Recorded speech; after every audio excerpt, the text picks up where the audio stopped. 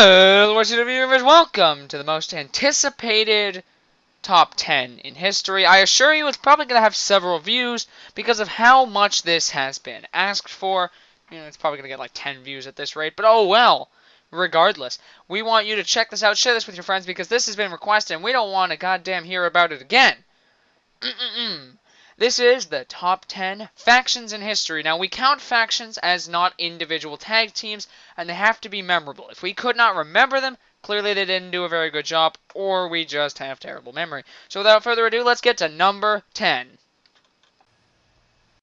Coming in at number 10 is the C Nation. It was a faction sort of formed out of a infatuation with an individual competitor.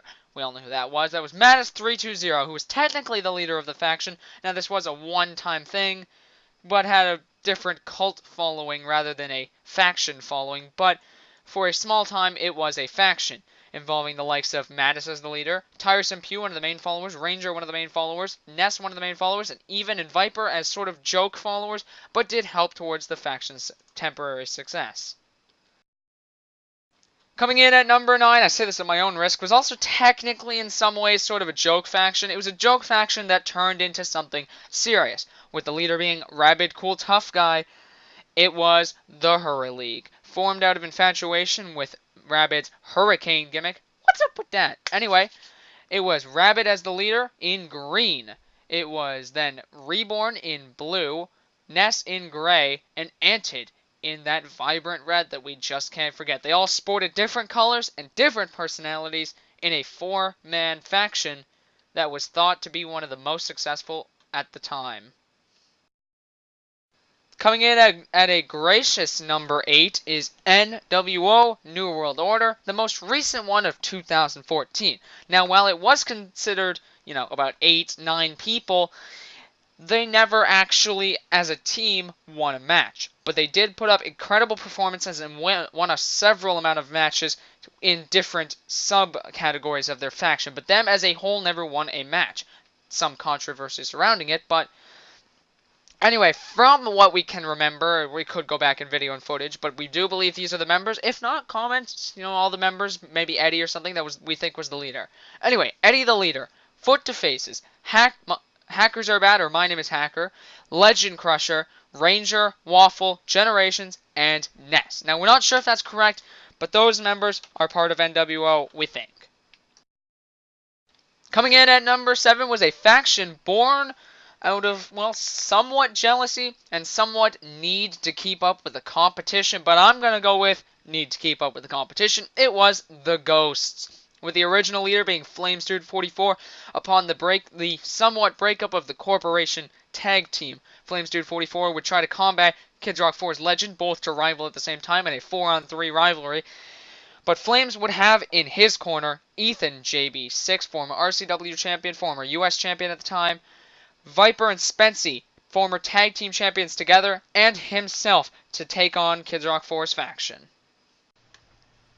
Coming in at number 6 is, not really the underdog of the rivalry, the more, I guess you'd say, overdog of the rivalry, the Legion of Doom or Legion of Darkness. This was from WrestleMania region to Extreme Rules region with their rivalry to DX. Now, while DX did turn out to be one of the most successful factions of all time on 2 separate runs on their own, respectively, Legion of Doom was considered to have Kid Rock 4, the RCW champion, Brooke, the Road WWE champion, and the upcoming, what everybody thought was a brand new rookie doing incredibly good, which would turn out to really be Olgie Nigel, Exotic Steel, USA Dude, Aiden English, and so much more, known as Create Jacob today. Those 3 would take on the 4 members of DX, several occasions in different types of match, singles and tag teams and otherwise, but ended up falling short to D-Generation X.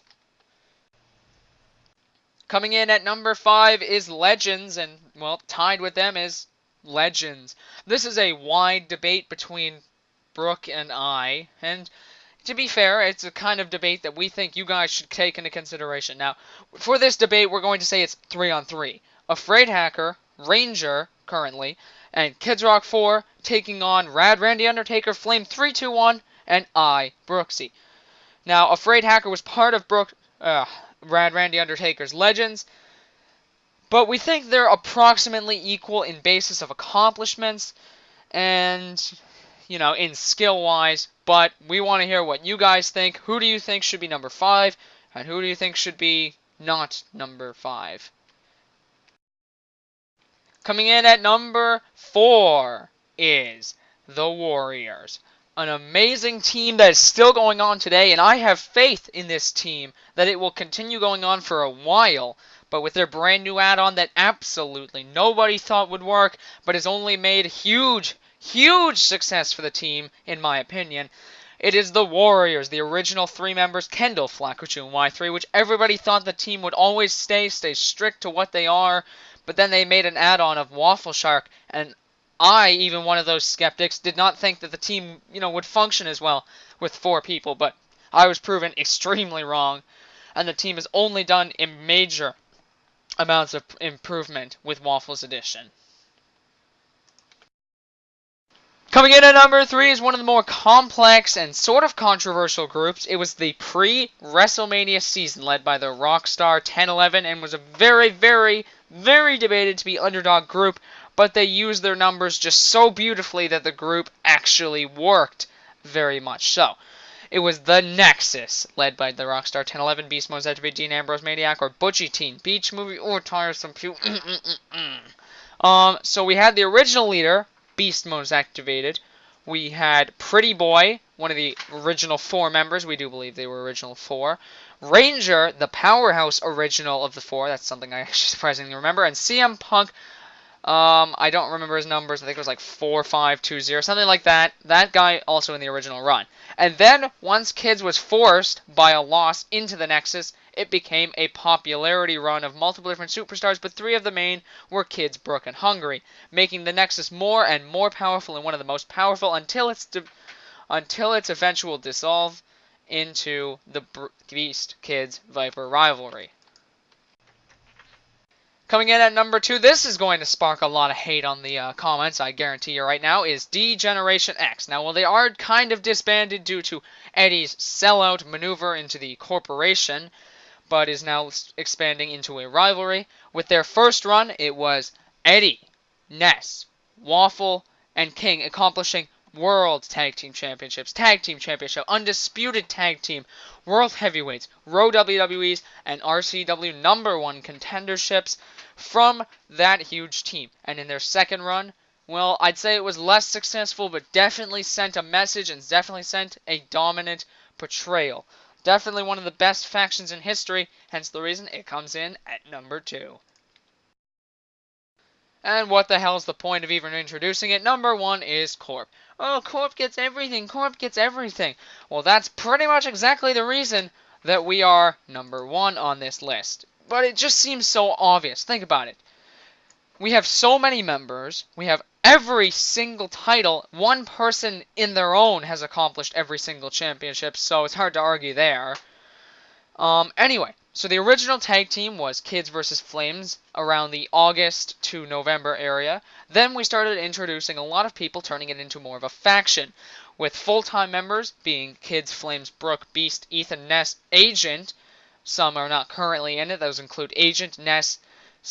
Ethan's a little choppy because he's not active at all. And Beast, not currently active. And also we had a couple short-time members that were pretty much in for about a month or less. Hungry as the Raw General Manager, Eddie as the Raw General Manager, Buzz as the Co-SmackDown General Manager, and Raw General Manager Ranger. Noticing a little trend in Raw General Managers. Anyway, Corp is number 1. You all expected it, and there's your list. Thank you, R.C.W. Universe, for checking out this top 10 that I'm surprised you all wanted to see because the results were probably obvious, but I'm really thinking that every single number from like 2 to 10 was what you were really interested in. Anyway, I'm KidsRock4. Make sure you check out weekly uploads of the R.C.W. top 10s, 2 on pay-per-view weekends. Oh yeah, it's a damn exciting weekend. Make sure you also check out Survivor Series upcoming event. We got 5-on-5 traditional matches. We got Ranger taking on Kids. It is going to be one hell of an event. Make sure you check out daily uploads of Raw, Superstars, Main Event, NXT, SmackDown, Saturday Morning Slam, and Raw WWE every single day of the week. You can binge watch if you miss any. I'm sure you'll enjoy it. Anyway, thank you, R.C.W. Universe, for checking out R.C.W. Network, and I approve this message.